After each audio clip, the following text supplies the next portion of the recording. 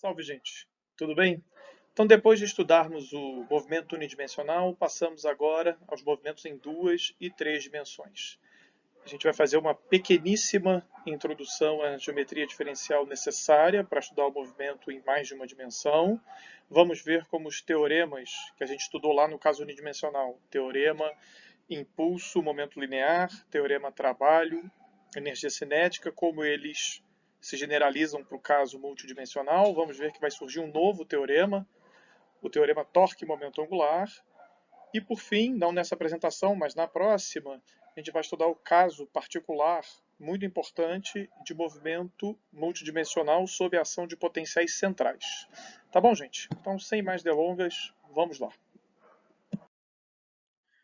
Bom, se no movimento unidimensional as trajetórias são obviamente retilíneas, em mais de uma dimensão, as partículas podem perfazer as mais variadas curvas, como mostra, por exemplo, esse desenho que está aí no slide. Aqui a gente tem essa partícula aqui, fazendo esse movimento cuja trajetória é dada pela curva C. Esse movimento está caracterizado aqui pelo seu vetor posição R, pelo seu vetor velocidade V.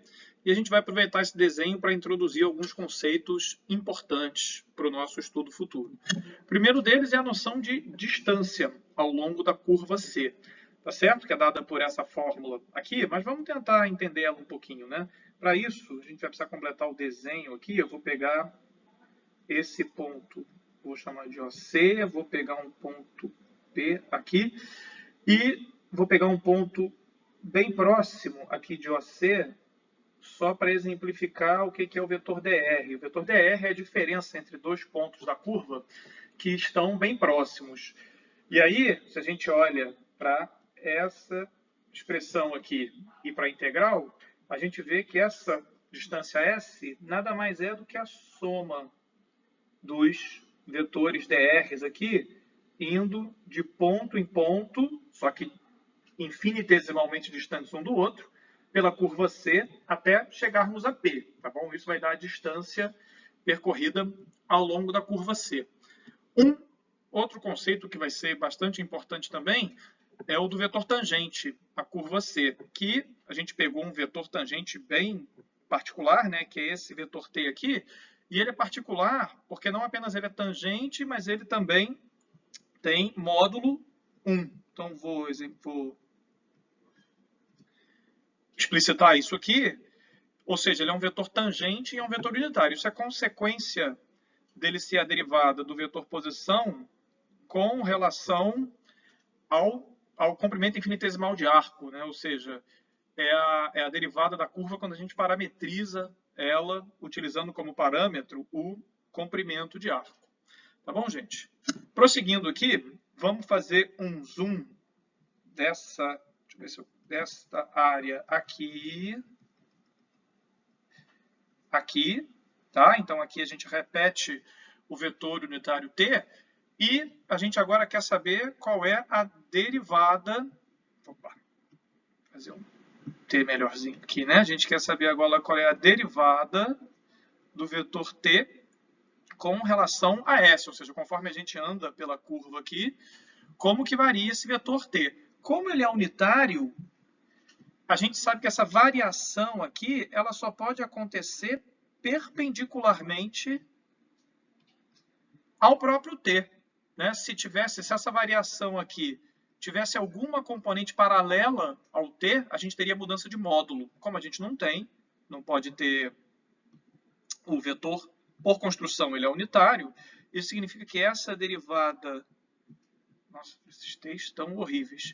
Isso significa que essa derivada vai ser perpendicular ao t, está simbolizado aqui nesse vetor, então vai dar, por exemplo, esse vetor aqui, e esse vetor kappa, que não precisa ser unitário, ele pode ser escrito em termos de um outro vetor unitário n, que por construção vai ser sempre normal à curva, vai estar sempre apontando aqui perpendicularmente ao t, e essa quantidade aqui é importante, porque ela vai ter a ver com a noção intuitiva de curvatura de uma curva. Esse vetor aqui, ele vai ser tanto maior quanto mais fechadinha for essa curva, e ele vai ser tanto menor quanto mais aberta for essa curva.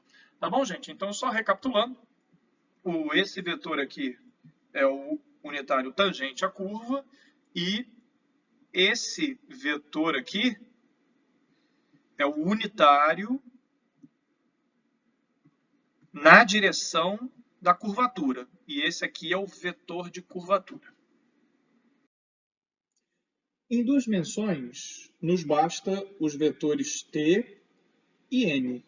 Mas em três dimensões, faz sentido definir um terceiro vetor, que é esse vetor b aqui, que pela própria construção é perpendicular tanto a t quanto a n, já que é o produto vetorial dos dois, fazendo assim com que ele seja chamado de vetor binormal, uma vez que ele é perpendicular tanto a t quanto a n. Tá bom, gente? E é claro que esses vetores b, t e n formam um triedro ortonormal. Tá bom? Para visualizar um pouco melhor como funciona esse triedro, vamos trazer um desenho bacana aqui, apagar essas coisas que ficaram no caminho e ilustrar os vetores. Então aqui a gente tem a curva C, tá bom? A gente escolheu um ponto P aqui nessa curva e nesse ponto P a gente desenhou os vetores tangente, normal e binormal. Tá bom? Esses vetores 2 a 2, eles definem três planos. Tá bom? A gente tem primeiro aqui os vetores N e T definem o plano osculador. Tá certo? Que é uma espécie de plano instantâneo da curva C. Tá certo? É no mesmo sentido em que T delimita a reta instantânea que digamos assim, né, que o ponto P participe, que uma partícula que passe pelo ponto P aqui participa, esse plano osculador define uma espécie de plano instantâneo da curva, quando ela passa aqui pelo ponto P, tá bom? Já os vetores N, e vou usar até outra cor aqui, vou apagar isso aqui, os vetores N e B definem, por sua vez, o plano normal. Uma vez que ele é normal a curva, né? A gente vê que a curva fura aqui o ponto P na direção de T, logo, ele é normal, ela é normal aqui, né? A plano dito normal. E, por fim, os vetores, novamente, apagando aqui, os vetores B e T definem um terceiro plano que é chamado plano retificante. Tá bom? Assim como o vetor N, na verdade, lembrando aqui, né, o vetor kappa, que era igual a kappa N chapéu. Assim como esse vetor kappa tinha uma significância, tinha um significado importante, o vetor B também tem. Intuitivamente, como a gente disse, né, o plano osculador é uma espécie de plano instantâneo da curva. Isso nos diz que, instintivamente, a variação do B ao longo da curva, quantificada por este parâmetro tal aqui, ela vai querer dizer o quanto que a curva instantaneamente quer deixar de estar naquela jazitura, né? Assim como o T quantifica, assim como o N, desculpem, assim como o kappa, de uma certa forma, né? Ele é um vetor de curvatura. Ele quantifica o quanto que a curva quer deixar de ser uma reta. O tal aqui quantifica o quanto que essa curva quer sair de uma determinada jazitura. Por isso, então, chamado de torção, associada à curva C.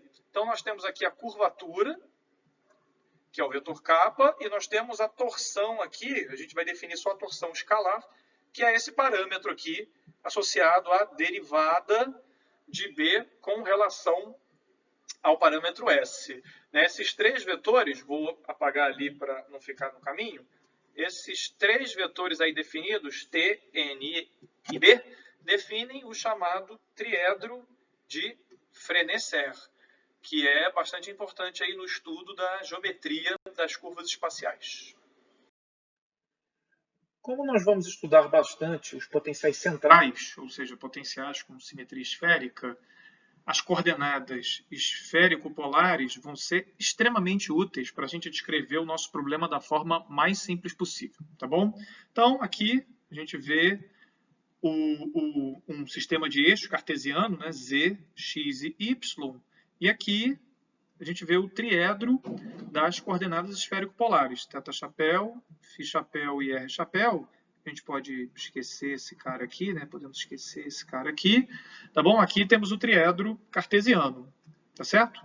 Imaginem que tenhamos uma partícula aqui e nós queiramos descrever a posição, a velocidade e a aceleração em coordenadas polares. Como é que a gente faz? Bom, é isso que a gente vai ver brevemente aqui nesse slide, tá bom? A vetor posição não tem muito mistério, é simplesmente o módulo vou trocar de cor aqui, é simplesmente o módulo vezes o unitário na direção r-chapéu, tá bom? Agora, a velocidade é um pouquinho mais complicado. A gente escreve a velocidade como dr dt, e ao substituir, vou apagar aqui, ao substituir, então, essa expressão aqui dentro, vou fazer uma seta aqui, a gente vai ter uma derivada de dois termos, e aí, utilizando a regra de Leibniz, a gente chega nesse termo e nesse termo aqui. É a derivada do primeiro vezes o segundo, mais a derivada do segundo vezes o primeiro, tá bom?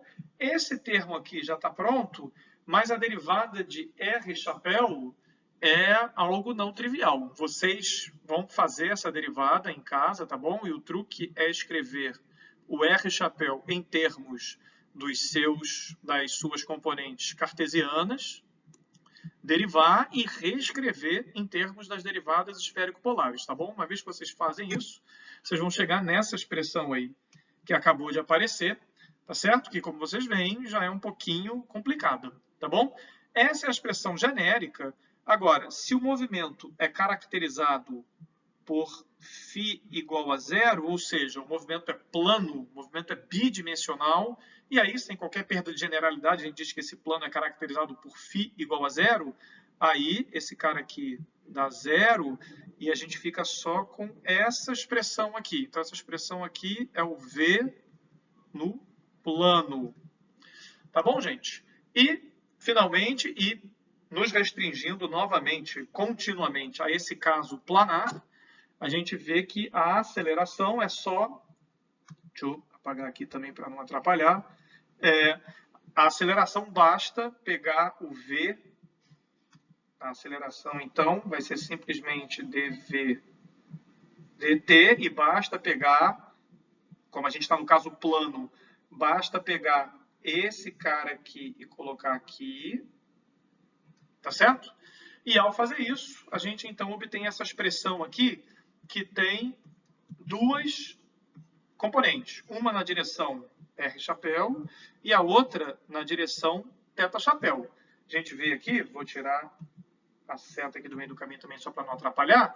A gente vê então que caso o movimento não tenha variação de R, como por exemplo é o MCU é caracterizado por R ponto, R2 pontos, R3 pontos, etc., igual a zero, a gente fica só com essa contribuição aqui para a aceleração, né? Essa aceleração, então, aqui é menos R θ ponto ao quadrado r-chapéu.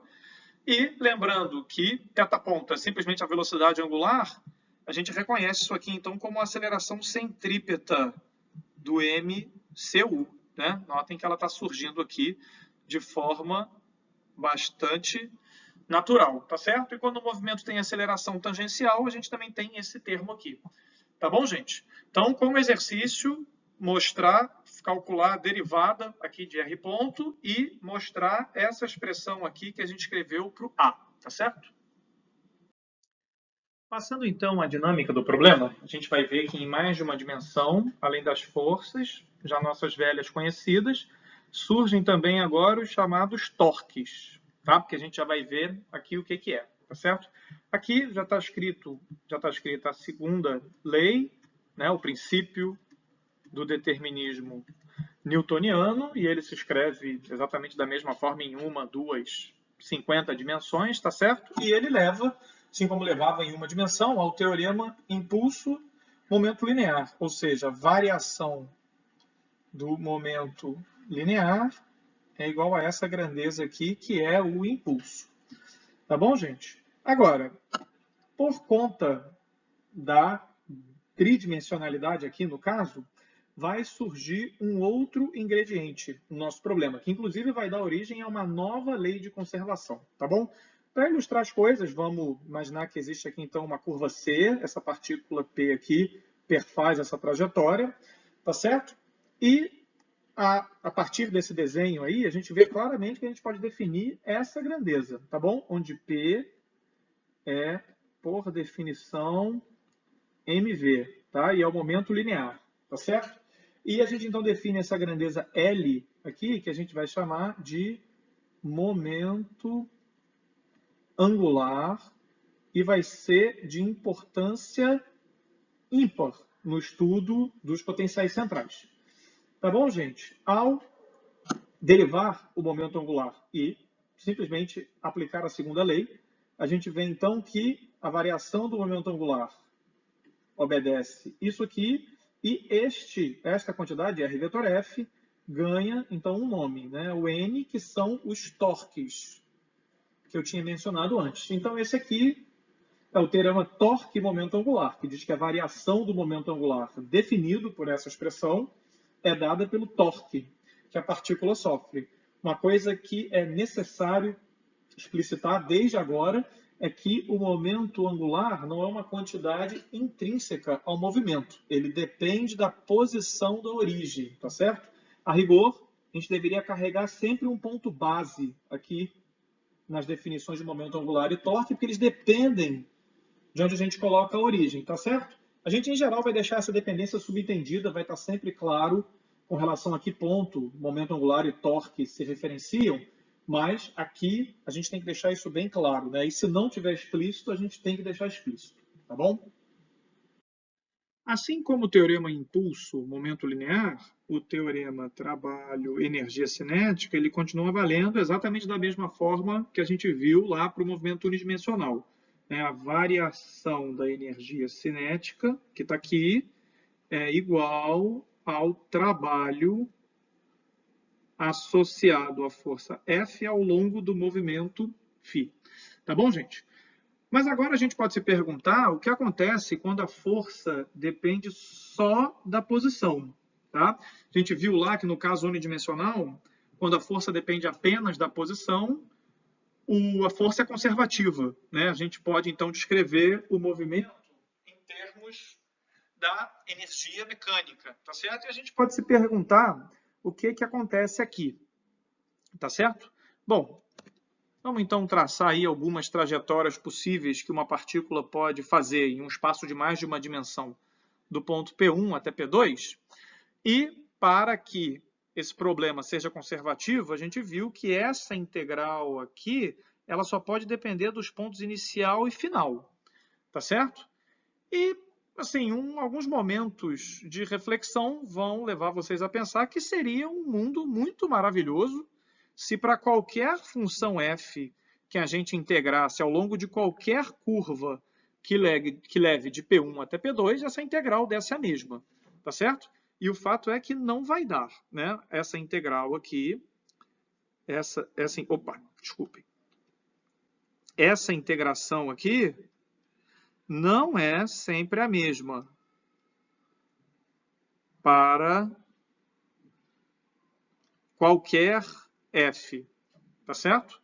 Na verdade, o que significa então dizer que o f depender de r não é suficiente para força ser conservativa.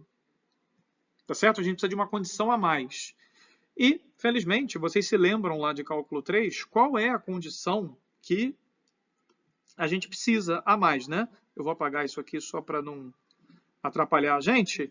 A gente sabe que para que essa integral seja, então, sempre a mesma, a gente precisa que o rotacional associado à função F seja zero. Lembrando que quando a força depende só da posição, a gente não precisa mais se preocupar com o movimento. Basta integrar aqui ao longo do espaço mesmo, né? Tanto que a integral agora é em dr. E a gente precisa, então, garantir essa condição aqui. Tá certo? Se essa condição for satisfeita, aí sim a gente vai poder chegar à condição de força conservativa, como a gente vai ver no próximo slide. Continuando o raciocínio do último slide, quando a força é irrotacional, ou seja, quando o seu rotacional é igual a zero, a gente pode escrever essa função f como gradiente de uma função escalar aqui, né? A gente lembra que esse sinal menos aqui ele é convencional, né? A gente já viu isso lá no caso unidimensional, mas o fato é que quando a gente consegue escrever essa função f como gradiente de uma certa função escalar, a diferencial dessa função escalar, por regra da cadeia, dá justamente essa expressão aqui, que é o que aparece lá na integral do trabalho. Então, a gente joga isso aqui, né? Isso aqui, então, é o trabalho, associado a uma força que não apenas depende apenas da posição, mas que tem o seu rotacional nulo.